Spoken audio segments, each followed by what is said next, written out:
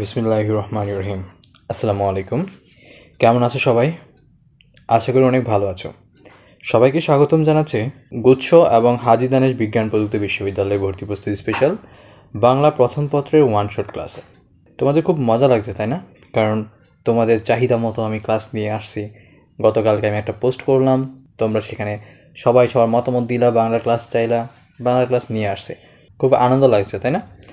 কিন্তু এই ক্লাসটার পিছনে আমার যেই পরিমাণ পরিশ্রম গেছে, আজ অবধি আমি ইউটিউবে যতগুলো ক্লাস আপলোড করেছি এখন পর্যন্ত 145+ ক্লাস ভিডিওস আছে আমার ইউটিউবের মধ্যে, কিন্তু আমি আপলোড করেছি 170+ ভিডিওস। এই সবগুলো ভিডিওর মধ্যে আমি যতটা পরিশ্রম করেছি তার থেকে কয়েক গুণ বেশি পরিশ্রম গেছে আমার এই ক্লাসটা তৈরি করার পিছনে। শুধুমাত্র এই ক্লাসের কন্টেন্ট তৈরি করতেই আমার 7 ঘন্টা টাইম লাগছে।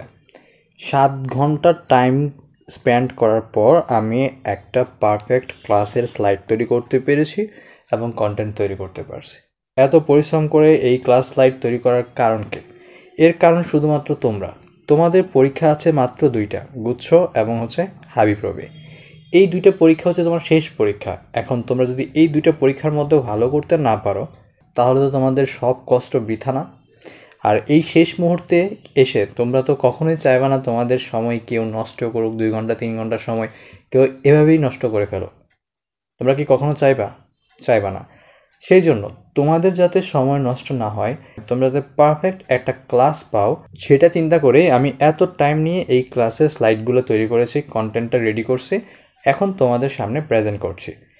জানি না কতক্ষণ লাগবে। আমি ক্লাসটা শ্যুট করতে বসছি সন্ধ্যা 7টা বাজে। এই ক্লাসে টোটাল আমি 90টা এমসিকিউ সলভ করব, যদিও এই ক্লাসে 140টা এমসিকিউ সলভ করার কথা ছিল, বাট আমার হাতে কোলাই নাই টাইপ করতে করতে, যে কারণে আমি 90 পর্যন্ত গিয়ে আটকে গেছি।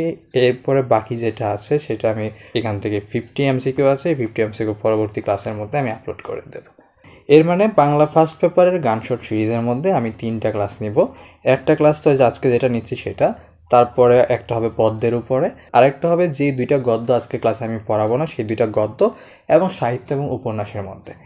এই ক্লাসে আমি 90টা এমসিকিউ যেহেতু সমাধান করব, আমি জানি না ঠিক কতক্ষণ টাইম লাগবে ক্লাসটা শ্যুট করতে এবং ক্লাসটা রেডি করে তোমাদের কাছে পৌঁছাতে।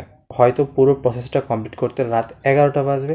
ইতিমধ্যে 7 ঘন্টা হয়ে গেছে, আর এখন বাজে 7টা, তাহলে আরও 4 ঘন্টা, টোটাল 11 ঘন্টা পরে আমি একটা ক্লাস তোমাদের জন্য রেডি করে দিচ্ছি।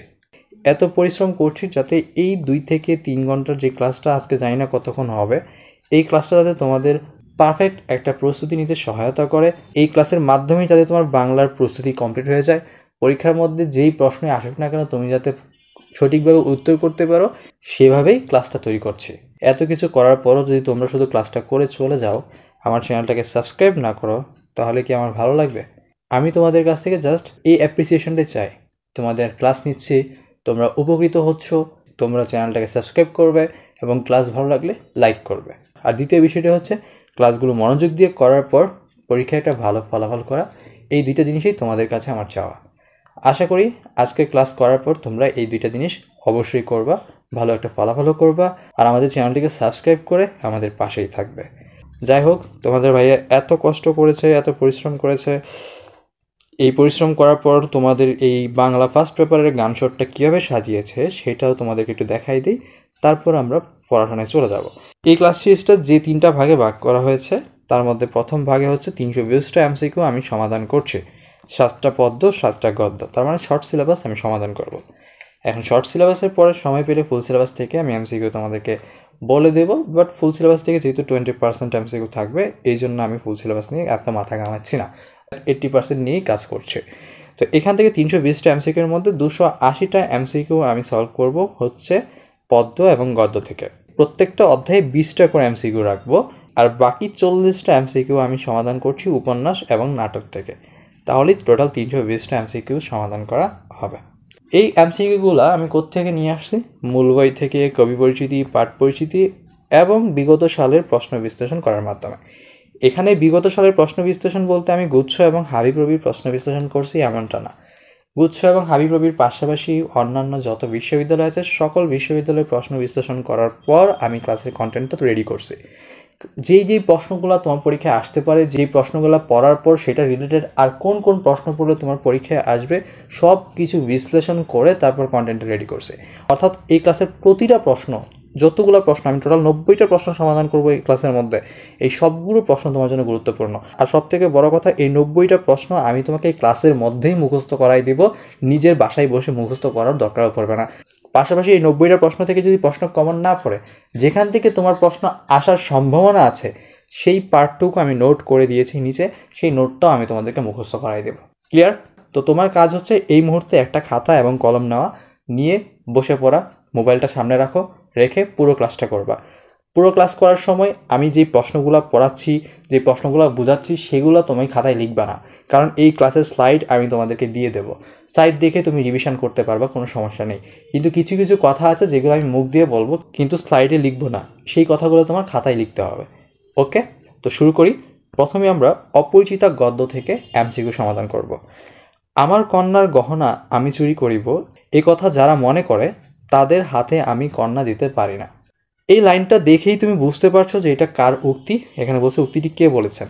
এই ক্যাটাগরির প্রশ্ন প্রত্যেকটা বিশ্ববিদ্যালয়ে ভর্তি পরীক্ষায় অনেকবারই আসে। এখানে উক্তিটি কে করেছিলেন এটা লেখা থাকতে পারে, অথবা লেখা থাকতে পারে উক্তিটি কোন গদ্যের বা উদ্ধৃতাংশটি কোন গদ্যের। উদ্ধৃতাংশ বললে গদ্যের নাম হবে অপরিচিতা, আর উক্তিটি বললে সেই গদ্যের মধ্যে যে চরিত্রগুলোর কথা উল্লেখ আছে সেই চরিত্রগুলোর কোনো একটা নাম এখানে লিখতে হবে। এখন এই উক্তিটি কার? অপরিচিতা গল্পের নামটা অপরিচিতা মানে কি? অপরিচিত, তাই না? অনুপমের যার সাথে বিয়ে হচ্ছিল, গল্পের নায়ক যে অনুপম, তার যার সাথে বিয়ে হচ্ছিল তাকে সে চিনত না, দেখেও নি কখনো। একদম শেষ মুহূর্তে গিয়ে সে জানতে পারে যে তার বিয়ে হওয়ার কথা ছিল কল্যাণী নামের একটা মেয়ের সাথে। তো এই জন্য অপরিচিতা সেই মেয়েকে নিয়ে পুরো গল্পটা তারই কথার মাধ্যমে, তারই ভাষ্যমতে পুরো গদ্যটা এক্সপ্লেন করে রবীন্দ্রনাথ ঠাকুর। তো এখানে বিয়ে হচ্ছে কার? অনুপমের। যার সাথে বিয়ে হচ্ছে সে কে? একটা কন্যা। আর এই ধরনের কথা কে বলবে? কন্যার পিতা বলবে। আমার কন্যার গহনা আমি চুরি করিব, এ কথা যারা মনে করে তাদের হাতে আমি কন্যা দিতে পারি না। কার কন্যা? শম্ভুনাথের কন্যা। তাহলে উক্তিটি কে বলেছে? শম্ভুনাথ বলেছে। অনুপমকে? অনুপম হচ্ছে সেই কন্যার হবু বর ছিল, যার সাথে বিয়ে ঠিক হচ্ছিল, অর্থাৎ নায়ক। আর কন্যাটাকে? কল্যাণী। ওকে, আর এই কথাটা শম্ভুনাথ কাদের উদ্দেশ্য করে বলছে? অনুপমের মামাকে এবং অনুপমদের উদ্দেশ্য করে বলেছে। হরিশটাকে? এই হরিশ হচ্ছে অনুপমের বন্ধু। দেখছো, একই প্রশ্নের সাথে কিন্তু অনেকগুলো প্রশ্ন আমি কভার করে দিচ্ছে। সো 2 থেকে 3 ঘন্টার মধ্যে যতটুকুই সময় লাগুক এই ক্লাসটা করার পর তোমাকে কিন্তু আর নতুন করে কিছু পড়ার প্রয়োজন পড়বে না, ঠিক আছে? ওকে, এটা যেহেতু উক্তি, আর এই উক্তিগুলো পরীক্ষার মধ্যে বেশিরভাগ সময় আসে, সেজন্য এখানে আরও কিছু গুরুত্বপূর্ণ উক্তি আমি নোট আকারে নিয়ে আসছি। দেখো, ইহা বিলাতি মাল, ইহাতে সোনার ভাগ সামান্যই আছে, এটা কে বলেছে? শেখরা বলিল। তারপর ঠাট্টার সম্পর্কটা স্থায়ী করিবার ইচ্ছা আমার নাই। ঠাট্টা করছে যারা, সেই ঠাট্টার সম্পর্কটা স্থায়ী করবার ইচ্ছা কার নাই? শম্ভুনাথের নাই। বলেছে কে? শম্ভুনাথ। অনুপম এখানে কি করিবে? ও সবাই গিয়া বসুক, এই কথাটা কে বলছে? মামা। তারপর এখানে জবাবে কিন্তু শম্ভুনাথ আরেকটা কথা বলছে, না না সবাই নয়, এখানেই বসতে হবে, এরকম একটা লাইন ছিল হয়তো, সেই লাইনটা কে বলছে? শম্ভুনাথ বলছে। তাহলে এই 3টা লাইন কিন্তু গুরুত্বপূর্ণ, এই 3টা লাইন তুমি এখানে ভালো করে মুখস্থ করবা। আর ইহা বলতে এখানে যে বলছে ইহা বিলাতি মাল, এই ইহা বলতে আসলে কাকে বোঝানো হয়েছে বলো তো? ইয়াররিংসের কথা। যে ইয়াররিংসটা অনুপমের মামা শেখরার মাধ্যমে মাপতে চাইছিল, পরীক্ষা করতে চাইছিল সেটা আসল না নকল, ঠিক আছে? ওকে, দ্বিতীয় প্রশ্ন, অপরিচিতা গল্পটি কোন পুরুষের জবানিতে লেখা? কোন পুরুষের জবানিতে লেখা? উত্তম পুরুষের জবানিতে লেখা। এটা একদম মুখস্থ করে ফেলবা। উত্তম পুরুষ বলতে কাদেরকে বোঝানো হয়? বক্তা নিজের নামের পরিবর্তে যে সর্বনাম ব্যবহার করে সেটাকে উত্তম পুরুষ বলে। তো অনুপম নিজে বক্তা থাকে এবং তার নামের পরিবর্তে সে পুরো গল্পটা নিজের ভাষায় সে ব্যক্ত করে, সেজন্য বলা যায় যে এটা উত্তম পুরুষের জবানিতে লেখা একটা গল্প। কে অপরিচিতা গল্পের চরিত্র নয়, তার মানে প্রত্যেকটা গল্পের চরিত্রগুলো তোমার একটু জানা দরকার। আর আমি জানি যে তোমাদের এগুলো অজানা না। অপরিচিতা গল্পের চরিত্র নয় কে? লোকনাথ। অপরিচিতা গল্পের চরিত্র হচ্ছে শম্ভুনাথ। শম্ভুনাথ পেশায় কী ছিল? ডাক্তার ছিল। ডাক্তার ছিল এবং কি কনের বাবা মানে কল্যাণীর বাবা। হরিশ কে ছিল? অনুপমের বন্ধু ছিল, কিছুক্ষণ আগেই বলে আসছে। আর বিনুকে, বিনু হচ্ছে অনুপমের বিনু দাদা, অর্থাৎ পিস্তত ভাই। কেমন ভাই? পিস্তত ভাই। ক্লিয়ার? অপরিচিতা গল্পে একজোড়া ইয়াররিং সম্বন্ধে শেখরার মন্তব্য কি? কিছুক্ষণ আগে আমরা সেটা দেখে আসছে। কি বলতো? ইহা বিলাতি মাল। শেষের কবিতা উপন্যাসের নায়ককে? এই প্রশ্নটা কিন্তু কবি পরিচিতিতে নাই, কিন্তু এটা ঢাবিতে এসেছে। ঢাকা বিশ্ববিদ্যালয়ের প্রশ্নগুলা প্রায় প্রত্যেকটা বিশ্ববিদ্যালয়ে রিপিট হয়ে থাকে। আর শেষের কবিতাটা হচ্ছে রবীন্দ্রনাথ ঠাকুরের একটা গুরুত্বপূর্ণ উপন্যাস, যেটা তোমার কবি পরিচিতিতে উল্লেখিত আছে, সেজন্য এই প্রশ্নটা নিয়ে আসছে। এটার এত ডিপ কিছু জানার দরকার নেই, জাস্ট এটার উত্তরটা মুখস্থ রাখবা। সেটা হচ্ছে শেষের কবিতা উপন্যাসের নায়ক হচ্ছেন অমিত রায়। অমিত রায় হচ্ছে শেষের কবিতা উপন্যাসের নায়ক। কেন নায়কটা পড়লো? কারণ অপরিচিতা উপন্যাসের নায়ককে অনুপম, এটাও তোমার জানতে হবে। কার্তিকেয় এর অগ্রজকে? কার্তিকেয়ের অগ্রজকে, দেখো প্রশ্নটা খুবই গুরুত্বপূর্ণ। তোমার বইয়ের মধ্যে কিন্তু লেখা নেই কার্তিকের অগ্রজকে। সে বইয়ের মধ্যে লেখা আছে কি?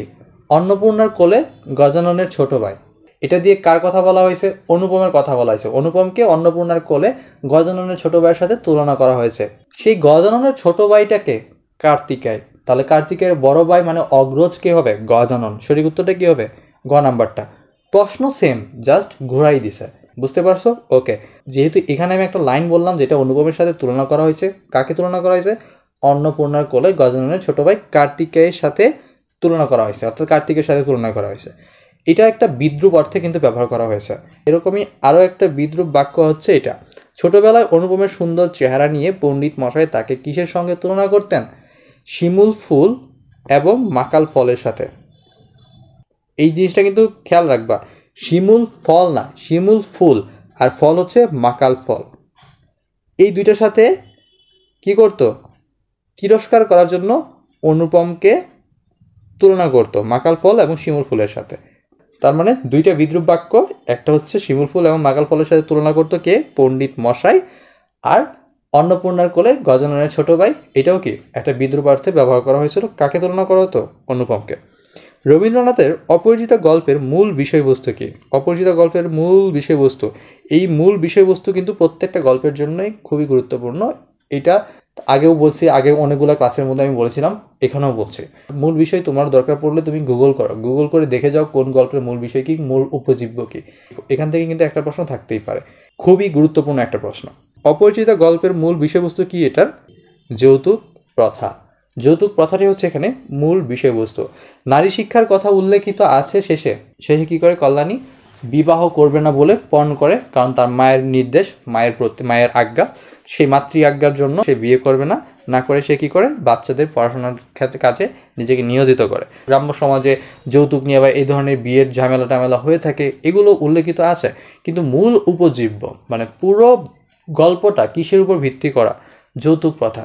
যৌতুক চাওয়ার কারণে বা কনের বাবার বলিষ্ঠ প্রতিরোধটা এখানে প্রকাশ পেয়েছে, তাই না? ওকে। ছিন্নপত্র রচয়িতার নাম কি? রবীন্দ্রনাথ ঠাকুর। ছিন্নপত্রটা কি? এই ছিন্নপত্রটা হচ্ছে রবীন্দ্রনাথ ঠাকুরের একটা পত্র সাহিত্য, যেখানে সর্বমোট 152টি পত্র আছে। এই পত্রগুলো নিয়েই কিন্তু এই ছিন্নপত্র সাহিত্যটা তৈরি করা হয়েছে। অনেক জায়গায় অনেক বইয়ের মধ্যে দেখবা ছিন্নপত্রটা হচ্ছে আত্মকথন ধরনের একটা রচনা, আবার অনেক জায়গায় পত্র সাহিত্য। আসলে ছিন্নপত্রটা হচ্ছে মূল পত্র সাহিত্য, কিন্তু প্রশ্নের যদি পত্র সাহিত্য না থাকে, আত্মকথন থাকে, তাহলে কোনটা দাগাবা? আত্মকথনটা দাগাবা। তো দেখতেই পাচ্ছ যে রবীন্দ্রনাথের রচনাগুলোও কিন্তু এখানে গুরুত্বপূর্ণ। শুধু রবীন্দ্রনাথ না, প্রত্যেকটা কবির রচনায় বিশ্ববিদ্যালয়ে ভর্তি পরীক্ষার জন্য গুরুত্বপূর্ণ। তো তোমার এখন জানা উচিত রবীন্দ্রনাথ ঠাকুরের উপন্যাসগুলো।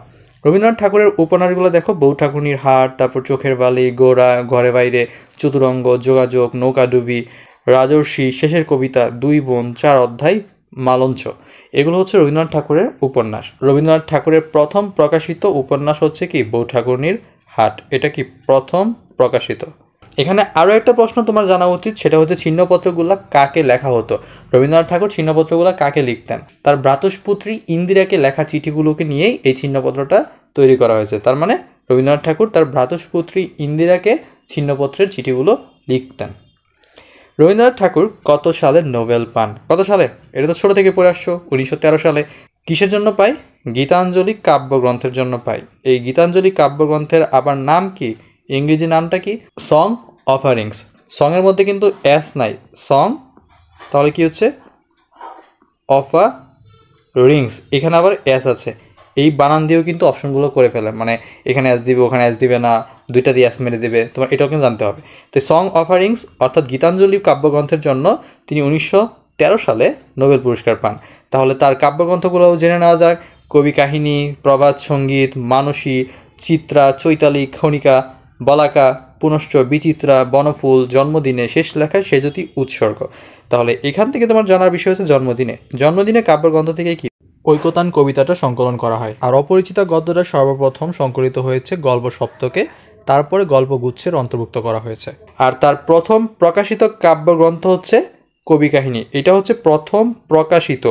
এখানে একটা সমস্যা আছে, একটা কনফিউশন আছে, যে প্রথম প্রকাশিত আর একটা হচ্ছে প্রথম লেখা।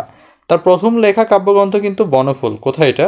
এই যে এটা কিন্তু প্রথম লেখা, কিন্তু সেটা প্রথমে প্রকাশিত হয় নাই, তিনি প্রথম লিখেছিল।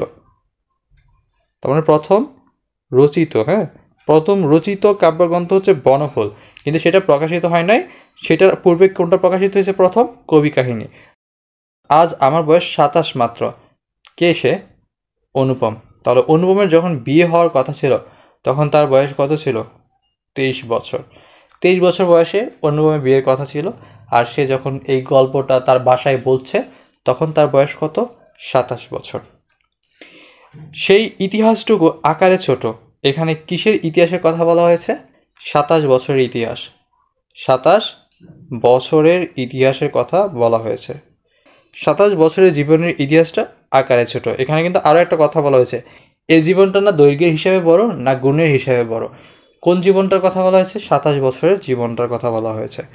অপরিচিত গল্পটি কার জবানিতে লেখা? কার জবানিতে? অনুপমের জবানিতে লেখা। আগে ছিল উত্তম পুরুষের, এখন কি অনুপমের জবানিতে। এটা বেগম রোকেয়া বিশ্ববিদ্যালয়ে কিন্তু আসছে। সেম কোশ্চেনটা অন্যরকমভাবে পরীক্ষায় কিন্তু চলে আসছে। এই গদ্যটা বাকি সকল গদ্যের তুলনায় অনেক বেশি গুরুত্বপূর্ণ। এখান থেকে প্রায় অনেক ধরনের এমসিকিউ করা যায়।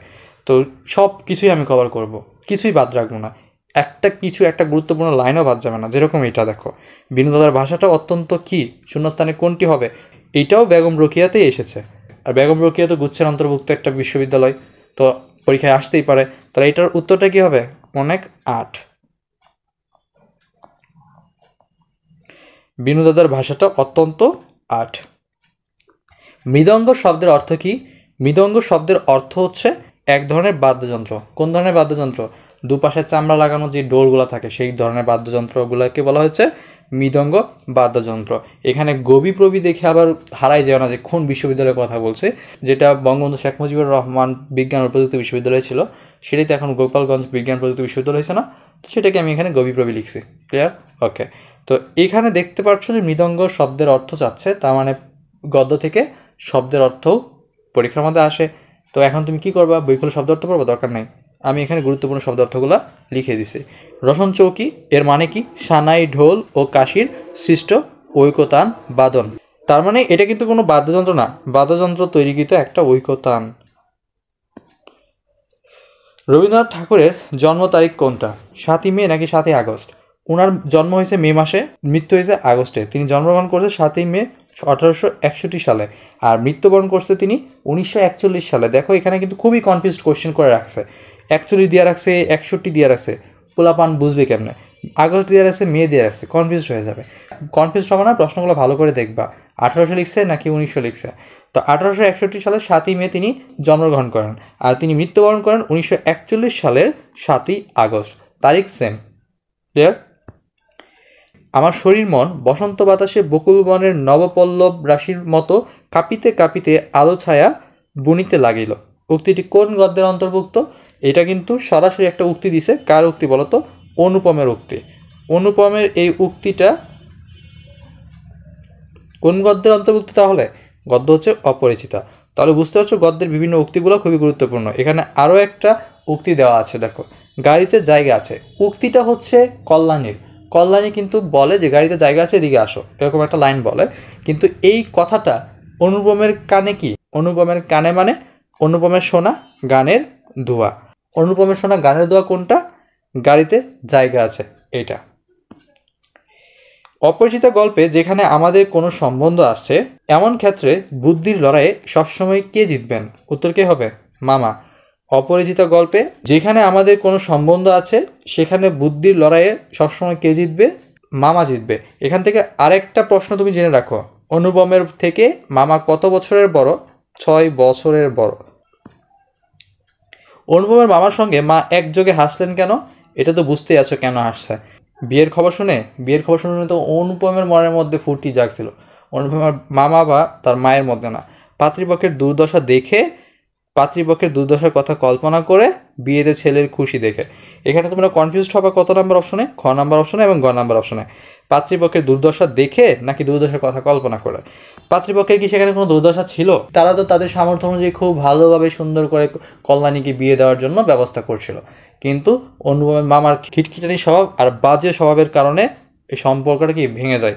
তো তাদের এটা থেকে বোঝা যাচ্ছে যে পাত্রীপক্ষের দুর্দশার কথা চিন্তা করে তাদের মনে হাসি জাগছিল আর কি, হাসি উঠছিল। কে কে হাসলো? অনুপমের মামা এবং অনুপমের মা। অনুপম কার নিষেধ অমান্য করে কানপুর এসেছে? অবশ্যই এটা মামার নিষেধ অমান্য করে সে কানপুর এসেছে। কানপুরটা আসলে কি? কানপুরটা হচ্ছে ভারতের একটা শহর। যদি বলা হয় অপরিচিত গল্পে ভারতের কোন শহরের কথা বলা হয়েছে? কানপুরের কথা বলা হয়েছে। আরও একটা স্থান আছে যেটা কলকাতার নিকটস্থ স্থান, সেটা কোনটা? সেটা হচ্ছে কর্ণগড় হচ্ছে কি কলকাতার নিকটস্থ স্থান। আর আন্দামান দ্বীপ এটা কোথায়? বঙ্গোপসাগরের সীমানাভুক্ত দ্বীপ। কোশ্চেনগুলো কি রিলেটেড না? রিলেটেড কিন্তু। কানপুরের কথা, তারপর কর্ণগড়, আন্দামান দ্বীপ, এই সবগুলোই কি রিলেটেড। আন্দামান দ্বীপ হচ্ছে বঙ্গোপসাগর সীমানাভুক্ত দ্বীপ, আর কর্ণগড়টা কোথায়? কলকাতার নিকটস্থ স্থান। বিয়েবাড়ির আসর থেকে বরযাত্রীর দলের প্রস্থানকে অনুপম কি বলে অভিহিত করেছে বলতো? এটা দক্ষযজ্ঞের পালা বলেছে। এখানে দক্ষযজ্ঞ কোনটা? প্রজাপতির দ্বারা যেই যজ্ঞটা হয়ে থাকে সেটাকে মূলত বোঝানো হয় দক্ষযজ্ঞ। কিন্তু এই ক্ষেত্রে কি অর্থে ব্যবহার করা হয়েছে? এই ক্ষেত্রে প্রলয় অর্থে ব্যবহার করা হয়েছে, সর্বনাশ অর্থে ব্যবহার করা হয়েছে। রবীন্দ্রনাথ ঠাকুরের কৌতুকের নাটক কোনটা? বৈকুণ্ঠের খাতা। আর বসন্ত এবং বিসর্জন এই দুটো হচ্ছে রবীন্দ্রনাথ ঠাকুরের কাব্যনাট্য। আরেকটা আছে গীতিনাট্য, যেটা হচ্ছে বাল্মীকি প্রতিভা। গীতিনাট্য হচ্ছে বাল্মীকি প্রতিভা। এখানে সব কিছুই দেখো লেখা আছে। নাটক প্রকৃতির প্রতিশোধ, অচলায়তন, ডাকঘর, রক্তকরবী, রাজা, প্রায়শ্চিত্ত, তাসের দেশ, তারপর নটির পূজা, কালের যাত্রা, এগুলো হচ্ছে রবীন্দ্রনাথ ঠাকুরের নাটক। কাব্যনাটকের মধ্যে আছে চিত্রাঙ্গদা, বসন্ত, বিদায়, অভিশাপ, বিসর্জন, বাল্মীকি প্রতিভা। এই বাল্মীকি প্রতিভাটা কি? গীতিনাট্য। তারপর গল্পগুচ্ছের মধ্যে আছে গল্প স্বল্প, 3 সঙ্গী, লিপিকা, সে এবং কৈশোরক। এই গল্পগুচ্ছ নিজেও কিন্তু একটা গল্পগুচ্ছ। তার মানে গল্পগুচ্ছ রচনা করেছে কে? রবীন্দ্রনাথ ঠাকুর। প্রবন্ধ গ্রন্থের মধ্যে আছে বিচিত্র প্রবন্ধ, শিক্ষা, শব্দতত্ত্ব, কালান্তর, সভ্যতার সংকট আর মানুষের ধর্ম। এগুলো হচ্ছে রবীন্দ্রনাথ ঠাকুরের প্রবন্ধ। এখানে যে বাল্মীকি প্রতিভাটা বললাম, যেটা গীতিনাট্য, এটা কিন্তু রবীন্দ্রনাথ ঠাকুরের প্রথম প্রকাশিত গীতিনাট্য। রাশিয়ার চিঠি রবীন্দ্রনাথের কোন ধরনের রচনা? দেখতেই পাচ্ছ এখানে লেখা আছে কি রাশিয়ার চিঠি, তার মানে একটা অন্য দেশের কথা বলা হচ্ছে। এটা একটা ভ্রমণ কাহিনী, বোঝাই যাচ্ছে। রবীন্দ্রনাথ ঠাকুর কিন্তু ভ্রমণ কাহিনীর পাশাপাশি আত্মজীবনী নামক কিছু রচনা করেন। আত্মজীবনীর মধ্যে আছে জীবন স্মৃতি, তারপর ছেলেবেলা, আত্মপরিচয়। এগুলো হচ্ছে রবীন্দ্রনাথ ঠাকুরের আত্মজীবনী। আর ভ্রমণ কাহিনী হচ্ছে জাপান যাত্রী, পথের সঞ্চয়, পারস্যে, আরও 2টা আছে। একটা হচ্ছে ইউরোপ, এই ইউরোপে লেখছে এইভাবে আর কি, ইউরোপ প্রবাসীর পত্র। এটা হচ্ছে ইউরোপ যাত্রীর ডায়েরি। এই দুটোও কি রবীন্দ্রনাথ ঠাকুরের ভ্রমণ কাহিনী। ওকে, অপরিচিতা শেষ। এখন আমরা আমার পথ গদ্য থেকে এমসিকিউ সমাধান করব। এই গদ্যটা সব থেকে ইজি একটা গদ্য, সব থেকে সহজ একটা গদ্য। এখানে যত কিছু আছে সব দেখবে সত্যকে নিয়ে কথা বলা, যে সব দেখবা সত্য নিয়ে, আত্মার মুক্তি, সত্যকে গুরু মানা, এই কথাগুলাই আছে। যেখানে দেখবা সত্য সেখানেই বুঝবা যে আমার পথ থেকে প্রশ্ন আসছে, তো উত্তর করে ফেলবা। ঠিক আছে? আমার পথ প্রবন্ধে কাজী নজরুল ইসলাম আত্মাকে চিনতে বলেছেন কেন? আত্মাকে কেন চিনতে বলছেন? যাতে ভণ্ডামি দূর করতে পারে। তাহলে উত্তর কোনটা হবে? ক নাম্বারটা। ভণ্ডামি দূর করতে তিনি আত্মাকে চিনতে বলেছেন। এখানে আরও একটা প্রশ্ন আছে, সেটা হচ্ছে কি আমার পথ কোন ধরনের রচনা? প্রবন্ধ গ্রন্থ। একই প্রশ্ন দুবার করা হয়েছে, তার মানে একটা প্রশ্ন কমে গেছে। যাই হোক, এখানে এই লাইনটা পড়ো, নিজেকে চিনলে মানুষের মনে আপনা আপনি এত বড় একটা জোর আসে যে সে আপন সত্য ছাড়া আর কাউকে কুর্নিশ করে না। কুর্নিশ মানে কি? আর কাউকে মান্য করা বা সম্মান দেওয়া আর কি। তো কুর্নিশ এই শব্দের অর্থটা কিন্তু খুবই গুরুত্বপূর্ণ। এটার অর্থ হচ্ছে কি? কাউকে সম্মান করা বা সম্মান প্রদর্শন করা। কবি নজরুল ইসলামের সম্পাদিত পত্রিকা কোনটা? এখানে লাঙল হচ্ছে কবি নজরুল ইসলামের সম্পাদিত পত্রিকা। বাকি পত্রিকাগুলোর নাম তোমাদের জানার দরকার নাই, কারণ এগুলো তোমার গদ্য বা পদ্যের কোনো কবি পরিচিতিতে নাই। তারপরও আমি তোমাদেরকে বলে দিচ্ছি, কল্লোল যেই পত্রিকাটা আছে, এই পত্রিকাটা হচ্ছে দীনেশচন্দ্র দাশের। কার? দীনেশচন্দ্র দাশের সম্পাদিত পত্রিকা। সন্দেশ এই পত্রিকাটা হচ্ছে সুকুমার রায়ের। এটা কিন্তু মুখস্থ রাখবা, দন্তাস্ব দিয়ে, সন্দেশের দন্তাস্ব দিয়ে সুকুমার রায়, এটা আসতেও পারে, কারণ এইটার কবিতা গদ্য তোমার বইয়ের মধ্যে কিন্তু আছে। আর কালান্দি কোনো পত্রিকা না। আরেকটা পত্রিকা আছে না, খুবই গুরুত্বপূর্ণ পত্রিকা, যেটা হচ্ছে সবুজ পত্র। এটা কার সম্পাদিত? সবুজ পত্র পত্রিকাটা কার? প্রমোদ চৌধুরীর সম্পাদিত পত্রিকা। এখানে কাজী নজরুল ইসলামের সম্পাদিত সবগুলো পত্রিকার নামগুলো দেখো, ধূমকেতু, লাঙল, তারপর দৈনিক নবযুগ। এই 3টা পত্রিকা কার সম্পাদিত? কাজী নজরুল ইসলামের সম্পাদিত পত্রিকা। ধূমকেতু পত্রিকার সম্পাদককে? কাজী নজরুল ইসলাম। কেউ তাকে ভয় দেখিয়ে পদানত রাখতে পারে না, এখানে কার কথা বলা হয়েছে? কাকে পদানিত রাখা যাবে না? যারা আত্মবিশ্বাস আছে, আত্মবিশ্বাসী ব্যক্তিকে কখনোই কি ভয় দেখিয়ে মাথানত করানো যাবে না। এই মাথানতকে এখানে কিন্তু পদানত বোঝানো হয়েছে। আবার এখানে দাম্ভিক ব্যক্তি কি? অহংকারী ব্যক্তি। যখন অহংকার চলে যায় তখন তাকেও কি মাথানত করতে হয়। আর আত্মমর্যাদা সম্পন্ন ব্যক্তির ক্ষেত্রে কি এই কথাটা যাবে না? যে ব্যক্তি আত্মবিশ্বাসী, নিজের প্রতি বিশ্বাস আছে, সেই সহজে কারোর কাছে তার আত্মবিশ্বাস না ভাঙা পর্যন্ত তার কখনোই কি তাকে কারোর সামনে মাথানত করানো যাবে না। কাকে চিনলে আত্মনির্ভরশীলতা বাড়ে? নিজেকে চিনলে। এটার উত্তর হচ্ছে কি? নিজেকে চিনলে আত্মনির্ভরশীলতা বাড়ে। তুমি যদি নিজেকে চিনতে পারো তাহলে তো তুমি নিজের উপর ভরসা রাখতে পারবা। যদি তুমি নিজেকে চিনতে না পারো তাহলে তো নিজের উপর ভরসা রাখতে পারো না, তোমার নিজের প্রতি বিশ্বাস আসবে না। বাংলা সাহিত্যের প্রথম পত্র উপন্যাসের রচয়িতাকে? খুবই গুরুত্বপূর্ণ প্রশ্ন। পত্র উপন্যাস বলছে, কিন্তু উপন্যাস বলে না। কিন্তু পত্র উপন্যাসের রচয়িতা হচ্ছে কাজী নজরুল ইসলাম। বাংলা সাহিত্যের প্রথম পত্র উপন্যাসের রচয়িতা কাজী নজরুল ইসলাম, আর প্রথম উপন্যাসের রচয়িতা হচ্ছে পেরিচাঁদ মিত্র। বাংলা সাহিত্যের প্রথম উপন্যাস কোনটা? আলালের গড়ের দুলাল। আলালের গড়ের দুলাল হচ্ছে বাংলা সাহিত্যের প্রথম উপন্যাস। পেরিচাঁদ মিত্রের হচ্ছে প্রথম উপন্যাস। ক্লাস করা ছাড়া যারা স্লাইড পড়বে তারা কখনোই বুঝবে না যেখানে আসলে কি বলা হয়েছে। আর সঠিক উত্তর কোনটা? পত্র উপন্যাসের ক্ষেত্রে সঠিক উত্তর হচ্ছে কাজী নজরুল ইসলাম। আর পত্র উপন্যাসের নামটা হচ্ছে কি? বাদনহারা। আর কাজী নজরুল ইসলামের প্রথম প্রকাশিত রচনা সেটা কোনটা? বাউন্ডেলের আত্মকাহিনী। আমার পথ প্রবন্ধে মিথ্যাকে ভয় করে কে? যার মনে মিথ্যা থাকে সে মিথ্যাকে কি করে? ভয় করে। কারণ তুমি মনে মনে জানো তুমি একটা মিথ্যা কথা বলছো, এখন তোমার মনের মধ্যে ভয় থাকবে না, যদি সেটা কেউ জেনে ফেলে তাহলে তো আমার সর্বনাশ হয়ে যাবে, তাই না? তো এইটাই হচ্ছে মূল কথা। আমার পথ প্রবন্ধে মিথ্যাকে ভয় করে কে? যার মনে মিথ্যা থাকে। কাকে চিনলে আত্মনির্ভরশীলতা আসে? এটা গত স্লাইডেরটি আবার এখানে অ্যাড করা হয়েছে, মানে অনেকক্ষণ ধরে টাইপ করেছি তো কখন কোন স্লাইডে চলে আসছে সেটাও আমি খেয়াল করি নাই। আমার পথ প্রবন্ধে লেখক কাকে নমস্কার জানিয়েছেন? সত্যকে। সত্যই কি লেখকের পথ প্রদর্শক।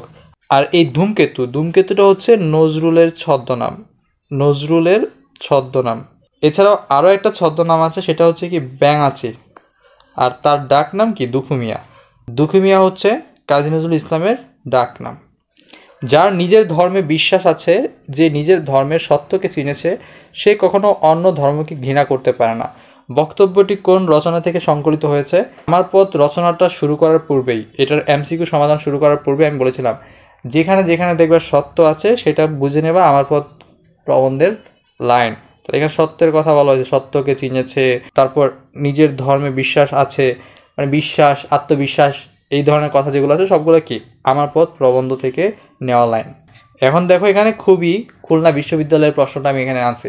কেন আনছি? কারণ এই সেম প্রশ্নটা প্রথমে যেরকম আমি অপরিচিতা গল্পের একটা প্রশ্ন সমাধান করেছিলাম এবং বলেছিলাম যে এই প্রশ্নটা উক্তিটা কার সেটাও বলতে পারে, সেমভাবে কিন্তু এখানেও বলা হয়েছে যারা নিজের ধর্মে বিশ্বাস আছে, যে নিজের ধর্মের সত্যকে চিনেছে, সে কখনো অন্য ধর্মকে ঘৃণা করতে পারে না। উক্তিটি কোন লেখকের? পুরো লাইন সেম, জাস্ট প্রশ্নের সাইডে এইটুকু চেঞ্জ করে দেওয়া হয়েছে।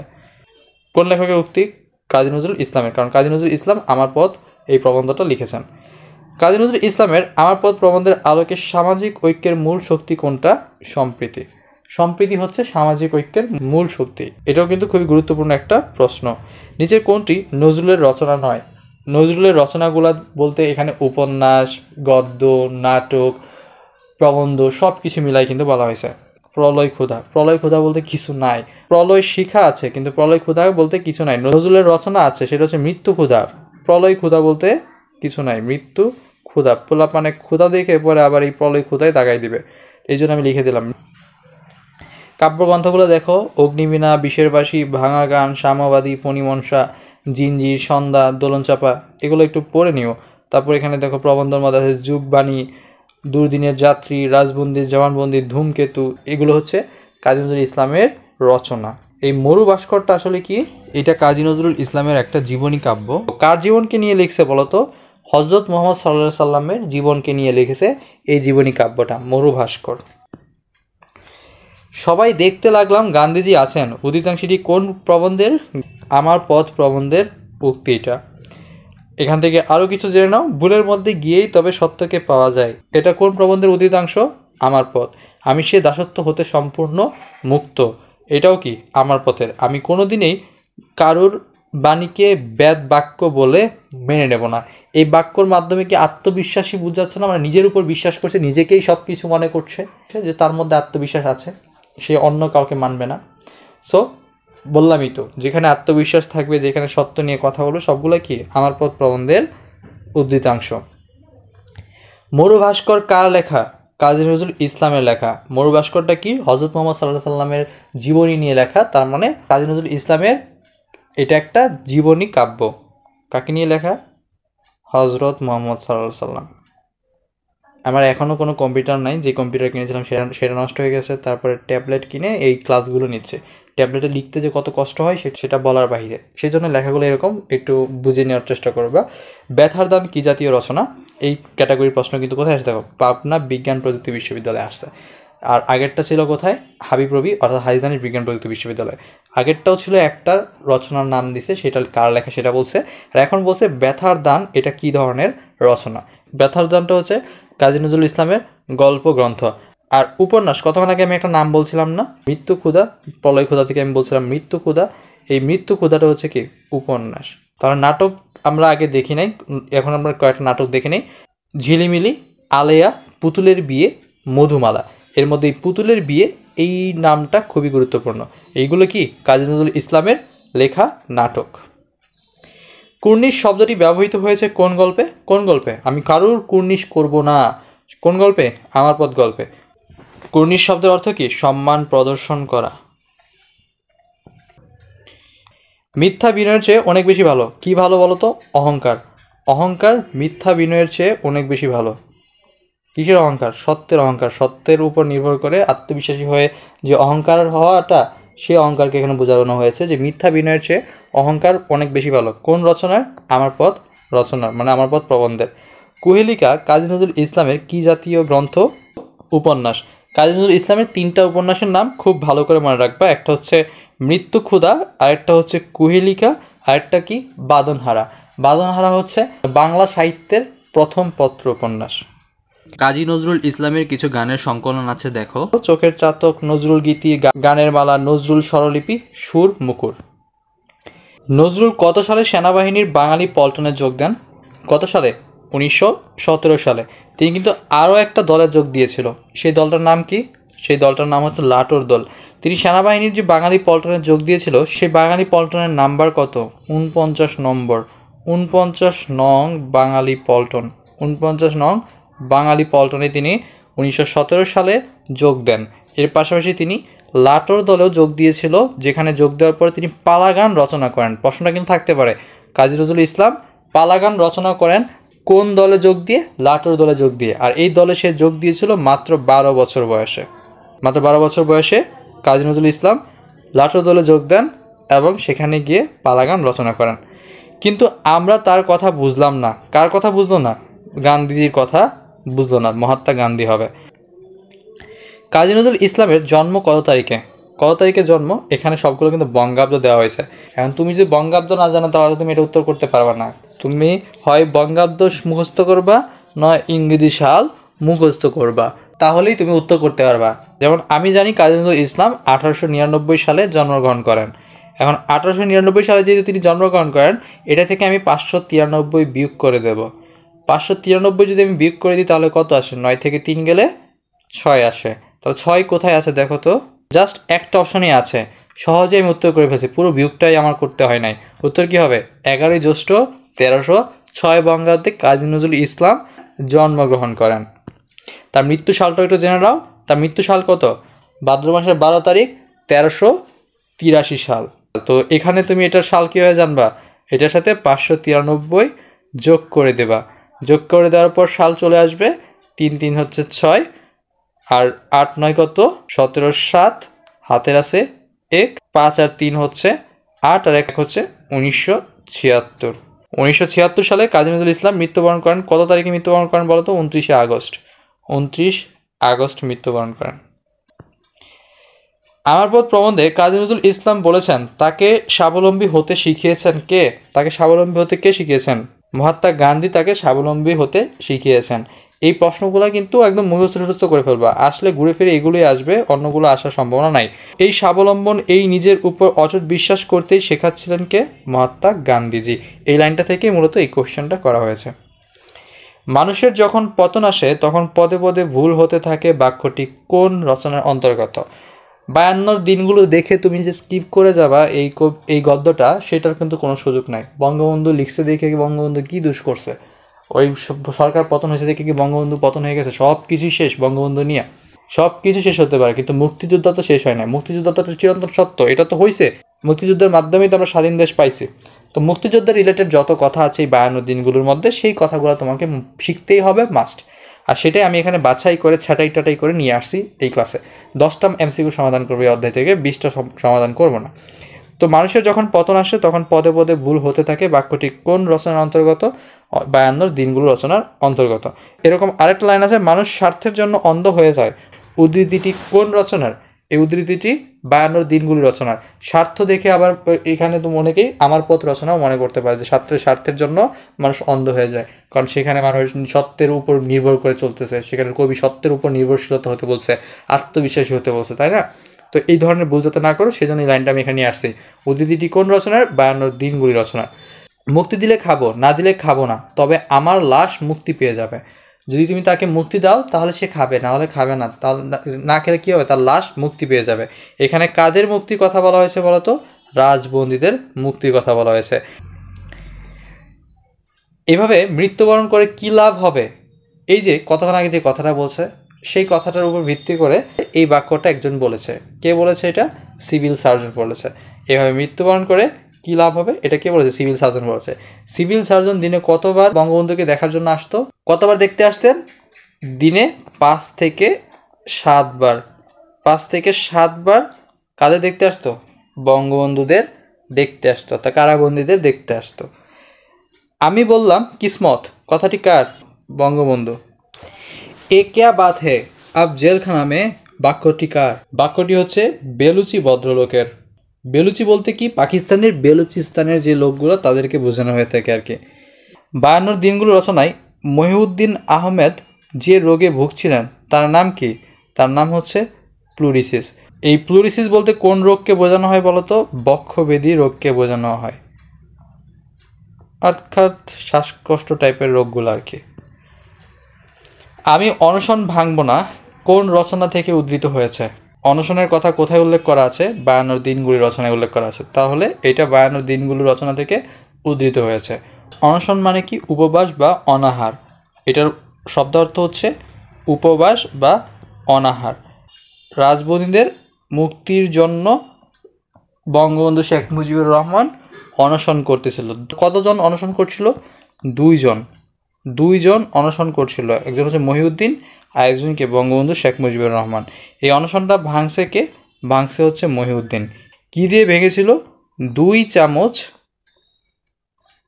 চামচ ডাবের পানি দিয়ে। শেখ মুজিবুর রহমান রচিত অসমাপ্ত আত্মজীবনী গ্রন্থটির প্রকাশককে? অসমাপ্ত আত্মজীবনী গ্রন্থটির প্রকাশক হচ্ছে ইউনিভার্সিটি প্রেস লিমিটেড। আমাকে অবিশ্বাস করার কিছু নাই উক্তিটি কার? এই উক্তিটিটা ডেপুটি জেলারের উক্তি। ডেপুটি জেলার বঙ্গবন্ধু শেখ মুজিবুরের মুক্তির নোটিশ নিয়ে আসছিল কার কাছে? সিভিল সার্জনের কাছে। আর সিভিল সার্জন সেটা বিশ্বাস করছিল না, যে কারণে ডেপুটি জেলার বলে আমাকে অবিশ্বাস করার কিছু নাই। তোমার আব্বাকে আমি একটু আব্বা বলি, এই বাক্যটা হচ্ছে কার? কামালের। কামাল এই কথাটা বলে, আব্বা রাষ্ট্রভাষা বাংলা চায়, রাজবন্দীদের মুক্তি চায়। এটা কে বলতে পারে বলো তো? স্বৈরাচার শেখ হাসিনা। বঙ্গবন্ধুকে নিয়ে যেতে হলে লিখে দিতে হবে যে আমার দায়িত্ব নিয়ে যাচ্ছি। উক্তিটি কার? কিছুক্ষণ আগেই বললাম, এই যে ডেপুটি জেলার কার কাছে আসছে? সিভিল সার্জনের কাছে আসছে বঙ্গবন্ধুর মুক্তিনামা নিয়ে। তার মানে বঙ্গবন্ধুকে মুক্ত করে নিয়ে যেতে আসছে। যখন সে নিয়ে যাবে তখন তাকে কি লিখে দিতে হবে? আমার দায়িত্বে নিয়ে যাচ্ছি, মানে ডেপুটি জেলারের দায়িত্বে সে নিয়ে যাচ্ছে, সেটা লিখে দিতে হবে। কাকে লিখে দিতে হবে? সিভিল সার্জনকে। উক্তিটি কার তাহলে? সিভিল সার্জনের। কাউকে খবর দিতে হবে কি না, এটা কার বাক্য হতে পারে? সুবেদারের বাক্য। সুবেদারের বাক্য হচ্ছে এটা, যে কাউকে খবর দিতে হবে কি না। প্যালপিটেশন বলতে কি বোঝানো হয়েছে? দরফরানিকে বোঝানো হয়েছে। দরফরানি বলতে যে মানুষ হাঁপায় না, দৌড়াদৌড়ি করে, মানে চিন্তায় হাঁপানি শুরু হয়, ওইটা। প্যালপিটেশন বলতে কি বোঝানো হয়েছে? দরফরানিকে। কিসমত শব্দের অর্থ কি? ভাগ্য, অদৃষ্ট। এই কিসমত শব্দটা কোন গদ্যে ব্যবহৃত হয়েছে? 52 দিনগুলি গদ্যে ব্যবহৃত হয়েছে। কি ভাষায় ব্যবহৃত হয়েছে? আমি বললাম কিসমত, মানে আমি বললাম ভাগ্য। ঢাকা বিশ্ববিদ্যালয়ে শেখ মুজিবুর রহমান কোন বিষয়ে অধ্যয়ন করেন? কোন বিষয়ে? আইন বিষয়ে অধ্যয়ন করেন। কেন তুমি অনশন করতে গিয়েছিলে? এই উক্তিটি কার? দেখেই বোঝা যাচ্ছে এই উক্তিটা কারা করতে পারে। হয় বঙ্গবন্ধুর স্ত্রী, না হলে বঙ্গবন্ধুর মা, কারণ এ হয়তো প্রশ্ন অন্য কেউ করতে পারে না, তাই না? বঙ্গবন্ধু শেখ মুজিবুর রহমানের স্ত্রী রেনুর উক্তি হচ্ছে এটা। মিলিটারি যাদের পছন্দ করছে তাদের ঠেলে দিচ্ছে পিছনে দাঁড়ানো একটি লরির দিকে। উক্তিটির অন্তর্নিহিত অর্থে প্রকাশিত হয়েছে অনিশ্চয়তা। মিলিটারি কথাটা কোথায় বলা হয়েছে বলো তো? রেইনকোট গদ্যে। এখানে রেইনকোট লেখা আছে দেখে তুমি বলতে পারছো, কিন্তু যখনই দেখবো মিলিটারি কথা বলা আছে তখনই সেটা কোন গদ্য হবে?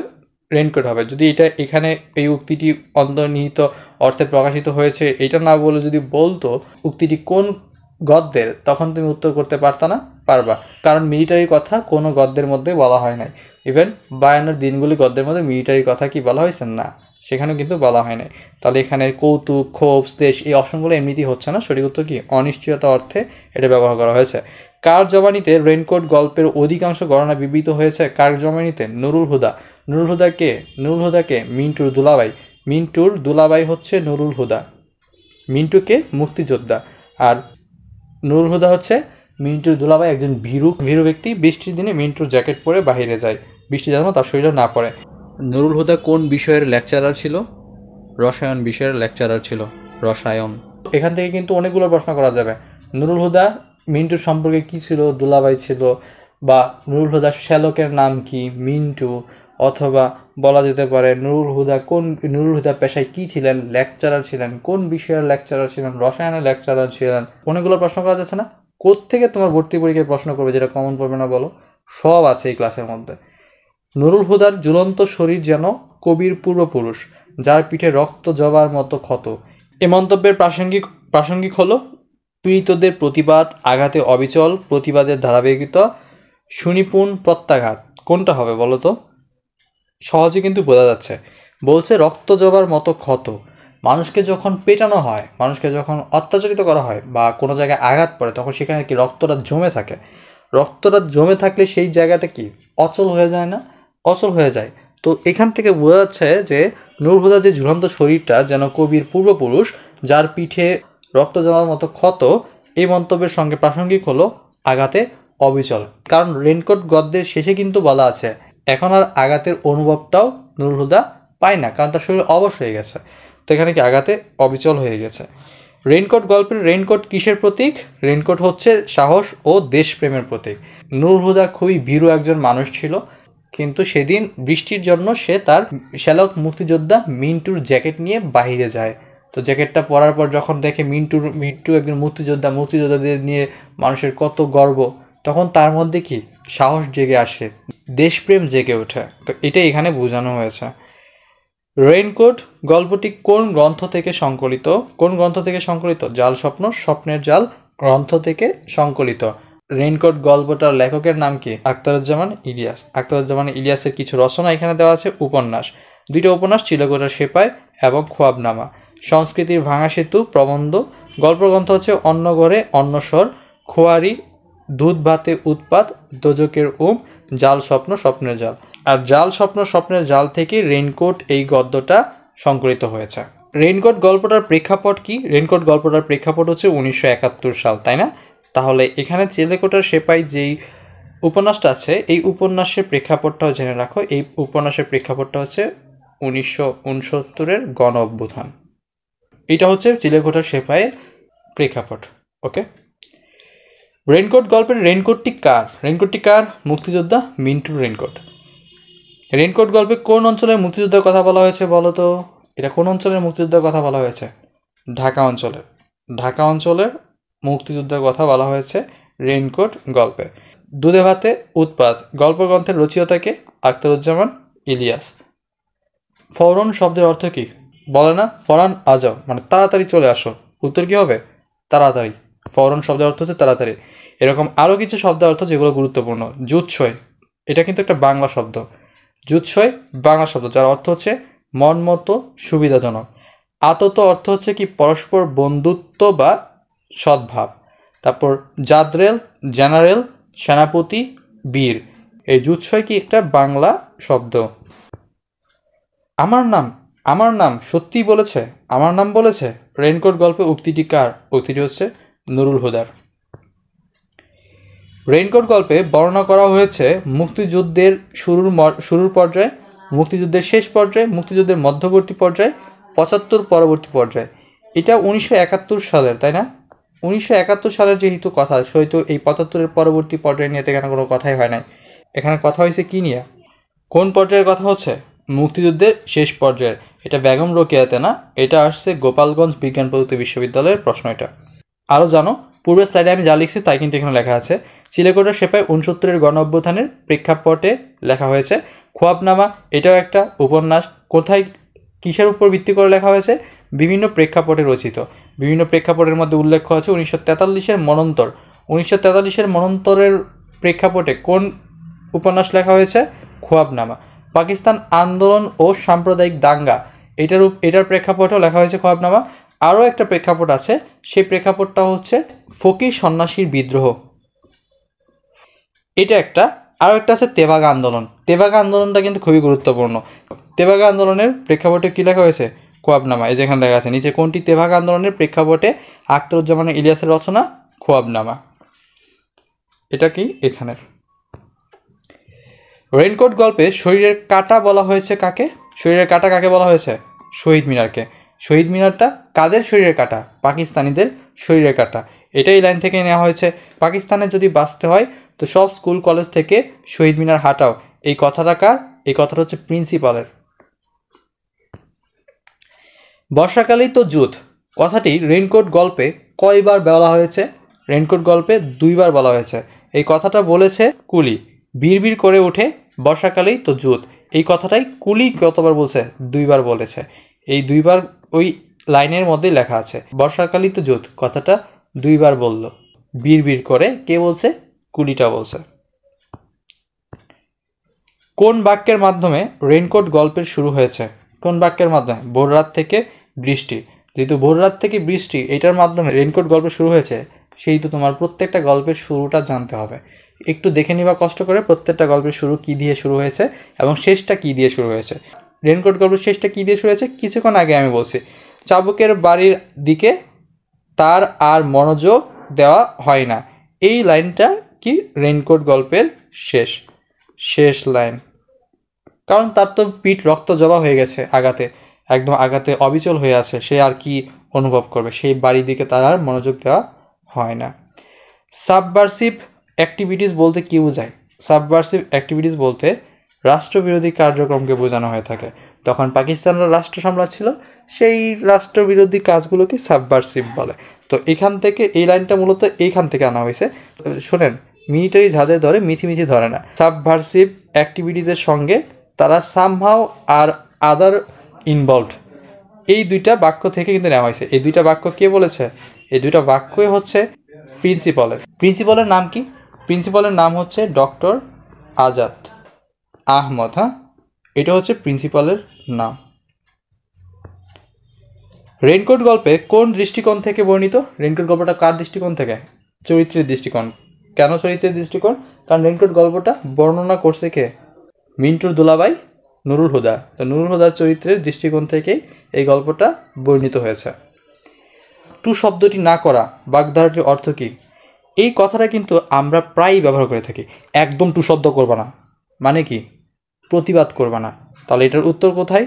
কোনো প্রতিবাদ না করা। চুপচাপ লুকিয়ে থাকাকে তো বলা হয় না যে টু শব্দ করবে না। চুপচাপ লুকিয়ে থাকার ক্ষেত্রে আমরা বলি শব্দ করবে না। প্রচণ্ড আঘাতের শব্দ হলেও কি আমরা এটা বলি? একদমই না।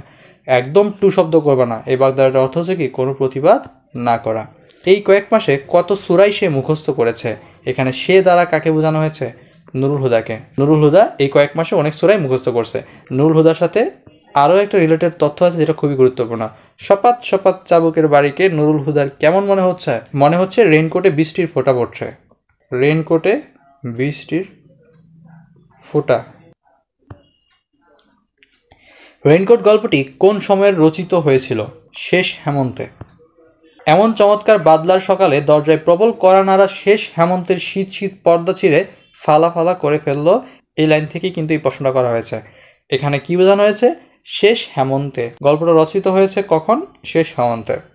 নিচের কোন কবি আনন্দ পুরস্কারে ভূষিত হন? কোন কবি? আখতারুজ্জামান ইলিয়াস। আখতারুজ্জামান ইলিয়াস কিন্তু বাংলা একাডেমি পুরস্কারও পান 1982 সালে। এই কবিগুলোর মধ্যে কবি কাজী নজরুল ইসলাম কোন পুরস্কার পান? পদ্মভূষণ উপাধি পান না? পদ্মভূষণ উপাধিতে ভূষিত হন কিন্তু কাজী নজরুল ইসলাম। আর রবীন্দ্রনাথ ঠাকুর কি পায়? 1913 সালে নোবেল পুরস্কার পান। মাসি পিসি গল্পের খলনায়ককে? মাসি পিসির গল্পের খলনায়ক হচ্ছে গোকুল। আর যোগুকে? যোগু হচ্ছে আহলাদির স্বামী।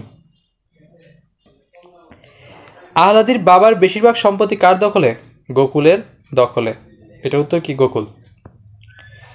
আহলাদি কয় মাসের গর্ভবতী? 4 মাসের গর্ভবতী। যেহেতু গর্ভবতী কথা বলা হয়েছে, এখান থেকে তোমাকে দুইটা গুরুত্বপূর্ণ, খুবই গুরুত্বপূর্ণ এমসিকিউ মনে রাখতে হবে। সেটা হচ্ছে এই যে, পিসি বলে ছেলের মুখ দেখে পাষাণ নরম হয়। জানিস আহলাদি, তোর পিসে ছিল যোগুর মতো। এই কথাটা কেন বলে? আহলাদিকে বলে তার সান্ত্বনা দেওয়ার জন্য যে তুইও সংসার করবি, আমার উপরও এরকম সমস্যা হইতো। যখন তার ছেলের জন্ম হয় তখন তার পিসে তার পিসির প্রতি দরদি হয়েছে। আর আগে কেমন ছিল? যোগুর মতো ছিল। যোগু কি করে এখন? যোগু আহলাদিকে অত্যাচার করে। এখান থেকে জানতে পারলাম পিসির কি হয়েছিল? ছেলে হয়েছিল। আর মাসির কি হয়েছিল? মেয়ে হয়েছিল। সহজ কিন্তু একদম। মাসির ম দিয়ে মনে রাখতে পারো, মাসির মেয়ে হয়েছিল। মাসি পিসির গল্পের স্বামীর নাম কি? মাসি পিসির গল্পের স্বামীর নাম কি? যোগু। তাহলে স্ত্রীর নাম, কনের নাম বা বউয়ের নাম কি হবে? বউয়ের নাম হচ্ছে আহলাদি। গল্পে আহলাদি কার নির্যাতনের শিকার? যোগুর নির্যাতনের শিকার। যোগুর নির্যাতনের শিকার। যোগু কি করতো তাকে? বলো তো। যোগু তাকে কলকে পোড়া ছেঁকা দিত। এই কলকে পোড়াটা কি? এই কলকে পোড়াটা কি? যে হুকা টানে না মানুষে, এই বলে ধূমপান করেছে, সেই হুকার উপরে যে আগুনটা থাকে না, সেই আগুন দিয়ে হচ্ছে মূলত এই ছেঁকাটা দেওয়া হয়ে থাকে। তো কলকে পোড়া দিয়ে ছেঁকা দিত কাকে? আহলাদিকে। বাবা ঠাকুর, ঘোষমশাই, জনার্দন, কানুরমা, বংশী, বিপিন এরা কারা? এরা সবাই হচ্ছে মাসি পিসির প্রতিবেশী। এই যে গাতি, মাসির গাতি, তারপরে আহলাদির গাতি, তারপর পিসির গাতি, এই গাতি দিয়ে কী বোঝানো হচ্ছে? স্বগোত্রকে বোঝানো হয়েছে। সবাই কি তাদের গোত্রের, একই গোত্রের মানুষ ছিল? একদমই না। মাসি পিসির গোত্রের মানুষরা, মাসি পিসির যে আত্মীয় স্বজনরা ছিল, পরিবারের সদস্যরা, তারা সবাই কি মারা যায়? কিসের কারণে মারা যায়? কলেরার কারণে। কলেরায় আক্রান্ত হয়ে মারা যায়। তাহলে এই যে বাবা ঠাকুর, ঘোষমশাই, জনার্দন, কানুরমা, বংশী, বিপিন এরা কারা? সবাই মাসি পিসির প্রতিবেশী। পিসি বলে ছেলের মুখ, এটা আবার রিপিট হয়েছে, আমি আর বলছি না। পাল্লা দিয়ে মাসি পিসি আহলাদির জীবনের জন্য লড়ছিল। এখানে মাসি পিসির মধ্যে কি প্রকাশ পেয়েছে? অবশ্যই তাদের মধ্যে তাদের ভাতিজি, তাদের ভাগ্নির প্রতি ভালোবাসাটা প্রকাশ পেয়েছে। প্রতিজ্ঞা, তারা কাউকে প্রতিজ্ঞা করে নাই যে আমি তোমার মেয়েকে দেখে রাখবো, এই করবো, এই করবো, দেখে রাখবো, এরকম কোনো প্রতিজ্ঞা করছিল? একদমই না। তাহলে এখানে কি প্রকাশ পাচ্ছে? ভালোবাসা প্রকাশ পাচ্ছে। ছুরিখানায় পড়ে থাকে 12 মাস। কে পড়ে থাকে? যোগু পড়ে থাকে। কারণ যোগু মাতাল হতো, নেশা পানি সেবন করতো, মদ পান করে সে মাতাল হয়ে থাকতো। আর কি করতো? আর আহলাদিকে অত্যাচার করতো। তাই ছুরিখানা বলতে সরাইখানাকে বোঝায়। সরাইখানা বলতে যেখানে মদ্য ব্যবসা করা হয় আর কি। মাসিপিসি গল্পের চৌকিদারের নাম কি? মাসিপিসি গল্পের চৌকিদারের নাম হচ্ছে কানাই। এখানে আরও একটা নাম তুমি জানতে পারো, সেটা হচ্ছে পিয়নের নাম। পিয়ন এই কথাটা কোথায় আছে বলো তো? রেইনকোট গদ্যের পিয়নের নাম কি? ইসাক। মাসিপিসি গল্পটি কোন গ্রন্থভুক্ত? পরিস্থিতি গ্রন্থভুক্ত হচ্ছে মাসিপিসি গল্পটি। এখানে হলুদ পোড়া, সরীসৃপ, সমুদ্রের স্বাদ এই সবগুলোই কি ছোট গল্প। এই সবগুলোই ছোট গল্প। কার ছোট গল্প? মানিক বন্দ্যোপাধ্যায়ের। মানিক বন্দ্যোপাধ্যায়ের বিখ্যাত গ্রন্থগুলা হলুদ নদী সবুজ বর্ণ, তারপর শ্রেষ্ঠ উপন্যাস হচ্ছে পদ্মা নদীর মাঝি, প্রবন্ধ হচ্ছে লেখকের কথা। এই হলুদ নদী সবুজ বর্ণ এটাও কিন্তু একটা উপন্যাস, কিন্তু শ্রেষ্ঠ উপন্যাস হচ্ছে পদ্মা নদীর মাঝি, আর সার্থক উপন্যাস হচ্ছে হলুদ নদী সবুজ বর্ণ। প্রশ্নটা কিন্তু ভালো করে খেয়াল করবে, সার্থক বলছে নাকি শ্রেষ্ঠ বলছে। সার্থক বললে হলুদ নদী সবুজ বর্ণ, আর শ্রেষ্ঠ বললে পদ্মা নদীর মাঝি হবে। পুতুল নাচের ইতিকথা, এখানে ইতি উপসর্গ কোন অর্থে ব্যবহৃত হয়েছে? পুতুল নাচের কথা বলছে। তাহলে তুমি বলো তো, পুতুল নাচের শেষ কথা হবে এটা, নাকি পুতুল নাচের পুরনো কথা? পুরোনো কালে আদিকালে পুতুল নাচ দেখতো মানুষ, তাহলে এটা তো বোঝা যাচ্ছে যে এটার উত্তর হবে এটা, পুতুল নাচের পুরনো কথা। শেষ বেলার কথা বা কোনোটাই নয়, এটা তো হচ্ছে না। উত্তরটা কী হবে? পুতুল নাচের পুরনো কথাকে পুতুল নাচের ইতি কথা দিয়ে বোঝানো হয়েছে, তাহলে ইতি উপসর্গটা পুরনো কথার অর্থে ব্যবহৃত হয়েছে। মাসিপিসি গল্পে আয়না বজ্জাত হারামজাদারা উক্তিটি করেছে কে? এই উক্তিটি করেছে পিসি। কখন করেছে? যখন কানাই এবং গোকুলের পেয়াদারা বৈদ্য উসমানদের সাথে এসে আল্লাদিকে নিতে আসছিল, তখন এই কথাটা বলেছিল। এখানে খুবই গুরুত্বপূর্ণ উক্তিগুলো আছে এখানে। মাসি নিয়ে আসে বটি, পিসি নিয়ে আসে কি রামদার মতো মস্ত একটা কাটারি।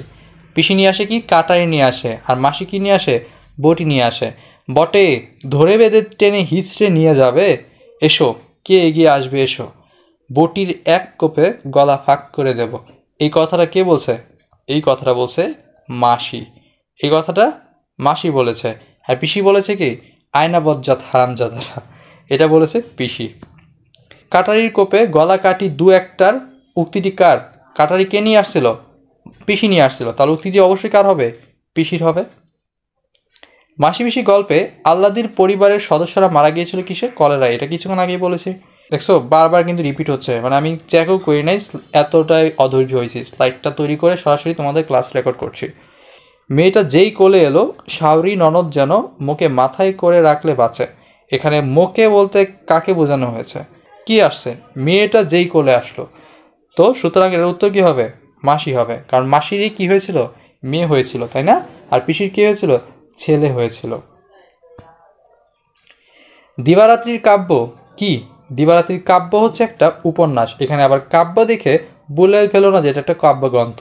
দিবারাত্রির কাব্য হচ্ছে মানিক বন্দ্যোপাধ্যায়ের একটা উপন্যাস, যেটা 1935 সালে প্রকাশিত হয়।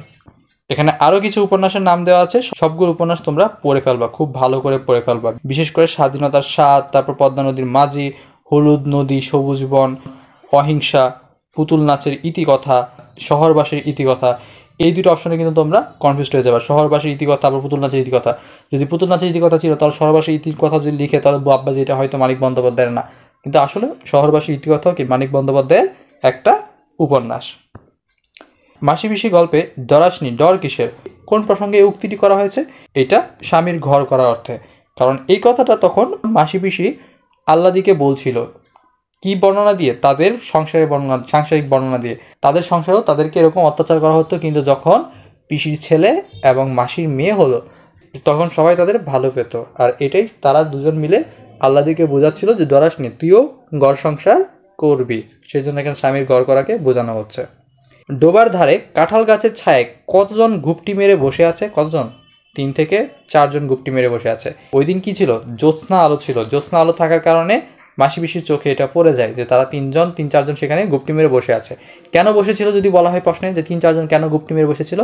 আল্লাদিকে নিয়ে যাওয়ার জন্য। মাসিপিসি কানাই এবং গোকুলের পেয়াদাদের সাথে চলে যাবে, তখন তারা সেই সুযোগে আল্লাদিকে তুলে নিয়ে যাবে। কানাইয়ের সাথে কতজন পেয়াদা আসছিল বলতো? 3 জন পেয়াদা এসেছিল। এটাও প্রশ্ন মনে রাখবা, 3 জন পেয়াদা এসেছিল। মাসিপিসির মধ্যে ভয়ের অংশটুকু না দেখে বেবাচ্চাকে খেয়ে যায় কে?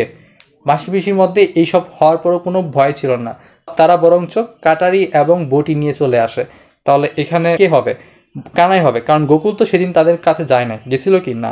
আর মাসি তো এখানে বলাই হয়েছে মাসি পিসির মধ্যে, তাহলে আমার মাসি পিসির মধ্যে বয়ের লেজটুকু না দেখে কি মাসি নিজেই কি অবাক হবে? একদমই তো না। কৈলেশ তো সেখানে ছিল না, ছিল কে? কানাই ছিল, গোকুলের 3জন পেয়াদা ছিল, আর 3-4জন কে ছিল? 3-4জন ছিল বৈদ্য উসমানের দলেরা, যারা ডোবার ধারে কাঁঠাল গাছের ছায়ায় গুপটি মেরেছিল। এখানে খুবই গুরুত্বপূর্ণ এই লাইনটুকু তোমাকে ভালো করে পড়তে হবে। আজ দ্বাদশী, জ্যোৎস্না বেশ উজ্জ্বল, কানাইয়ের সাথে গোকুলের যে 3জন পেয়াদা এসেছে তাদের মাসি পিসি চিনতে পারে। মাথায় লাল পাগড়ি আটা লোকটা তাদের অচেনা। এটা কিন্তু খুবই গুরুত্বপূর্ণ। মাসি পিসির অচেনাকে, মাথায় লাল পাগড়ি আটা লোকটা মাসি পিসির অচেনা। কতজন পেয়াদা আসে? 3জন পেয়াদা আসে। কোন দিনের কথা বলা হচ্ছে তাহলে? যেদিন আল্লাদিকে তারা নিতে আসে। তার মানে কোন দিন কানাই মাসি পিসিকে ডাকতে আসে? দ্বাদশীর দিন। দ্বাদশীর দিন মাসি পিসিকে ডাকতে আসে। এটা এখানে লিখছি কারণ এই 2টা প্রশ্নের উত্তর তোমরা আমাকে কমেন্ট করে জানাবা। রান্না সেরে খাওয়ার আয়োজনের সময় বাইরে থেকে কার হাঁক আসে?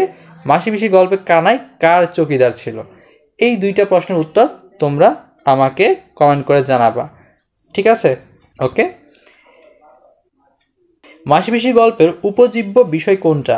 উপজীব্য বলতে বুঝছো কোনটা? মানে মূল ভাব যেটা। এটা কিন্তু আমরা আগেও দেখে আসছি। কোন গল্পে দেখছিলাম? অপরিচিতা গল্পে দেখছিলাম। প্রত্যেকটা গল্পেরই উপজীব্য তোমাকে অবশ্যই পড়তে হবে। তাহলে মাসি পিসি গল্পের উপজীব্য বিষয় কোনটা? উপজীব্য বিষয় হচ্ছে নারী জীবনের অস্তিত্বের সংকট। এখানে তার যৌতুক প্রথা নিয়ে কোনো কথা নাই, আছে কি? নাই। পিতৃমাতৃহীন তরুণীর কাহিনী বলা হয়েছে। হ্যাঁ, ওরা পিতৃমাতৃহীন, কিন্তু এখানে তো পিতৃমাতৃহীন তরুণীর কাহিনী বলা হয় না। তাদের সাংসারিক জীবনের যে কষ্টটা, নারীদের যে কী পরিমাণ কষ্ট করতে হয়, সেটা এখানে ফুটিয়ে তোলা হয়েছে। যাই হোক, আরও একটা কথা আমার মনে হয়ে গেছে, সেটা হচ্ছে মাসি পিসি কিসের ব্যবসা চালু করে? তারা শাকসবজির ব্যবসা করে। শাকসবজির ব্যবসা করে। শাকসবজির ব্যবসা করে কারা? মাসি পিসিরা শাকসবজির ব্যবসা করে। কোনটি মানিক বন্দ্যোপাধ্যায়ের প্রথম ছোট গল্প? হারানের নাচ জামে হচ্ছে মানিক বন্দ্যোপাধ্যায়ের প্রথম ছোট গল্প। তিনি কিন্তু এখন পর্যন্ত সর্বমোট 300টা ছোট গল্প লেখেন। অনেকগুলো ছোট গল্প লেখেন, কিন্তু 300টা ছোট গল্প লেখেন। এখানে দেখো লেখা আছে 39টা উপন্যাস, 300টা ছোট গল্প। আর তার নাটক হচ্ছে ভিটেমাটি, যেটা 1946 সালে প্রকাশিত হয়। কবি পরিচিতিতে একটাই মনে নাটক তোমাদের আছে, ভিটেমাটি। ওকে, এই ছিল পুরো ক্লাস। জানি না কতটা এনার্জি নিয়ে পুরো ক্লাসটা কমপ্লিট করতে পারছি, তবে দেখতে পাচ্ছি পুরো ক্লাসটি করাতে 2 ঘন্টা একদমই লাগে নাই। খুব অল্প সময়ের মধ্যে ক্লাসটা করাতে পেরেছি। এর মানে তোমাদের অনেক সময় বেঁচে গেছে। খুব অল্প সময়ের মধ্যে তোমরা অনেকগুলো তথ্য জানতে পেরেছো। এখন তোমাদের কাজ হচ্ছে, এখানে যে পোল কোশ্চেন 2টা দেওয়া আছে, সেই পোল কোশ্চেন 2টার উত্তর কী হবে। টোটাল আজকে ক্লাসে 4টা কাজ তোমাদের দিয়েছি। একটা হচ্ছে 87 নাম্বার প্রশ্ন এবং 88 নাম্বার প্রশ্নের যে উত্তর, সেটা তোমাদের কমেন্ট করে বলতে বলছি, কারণ এর পূর্বের স্লাইডে আমরা কিছু তথ্য দেখেছি, সেই তথ্যের ভিত্তিতে সেটাকে তোমার উত্তর করতে বলেছে। আর এখানে 2টা পোল প্রশ্ন হচ্ছে পুরো ক্লাসের উপর ভিত্তি করে 2টা পোল প্রশ্ন। এই টোটাল 4টা প্রশ্নের উত্তর তোমরা কমেন্ট করে জানাবা। যদি কমেন্ট করে না জানো, আমি যদি কোনো রেসপন্স না পাই তোমাদের, তাহলে পরবর্তী ক্লাস আর আমি আনবো না। ক্লাস আমি এখানেই ক্লোজ করে দেবো, কারণ আমি তোমাদের জন্য ক্লাস নিচ্ছি, কিন্তু তোমাদের রেসপন্স পাচ্ছি না, তোমাদের থেকে আমি কোনো প্রকার সাড়া পাবো না, তাহলে আমি কাদের জন্য কষ্ট করব? আমার তো একটা কষ্ট করার জন্য একটা ভিত্তি লাগবে, একটা উদ্দেশ্য লাগবে, যে না, ওরা নিয়মিত ক্লাস করছে, ওরা নিয়মিত ক্লাসের প্রশ্নগুলোর উত্তর করছে, সেটার উপর ভিত্তি করে আমারও ক্লাসগুলো দেওয়া উচিত।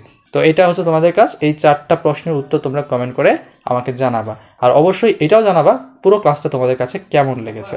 দেখা হবে নতুন কোনো একটা ক্লাসে। সে অবধি সুস্থ থাকো, ভালো থাকো, আর অবশ্যই আমাদের চ্যানেলটিকে সাবস্ক্রাইব করে আমাদের সাথেই থাকো। আল্লাহ হাফেজ।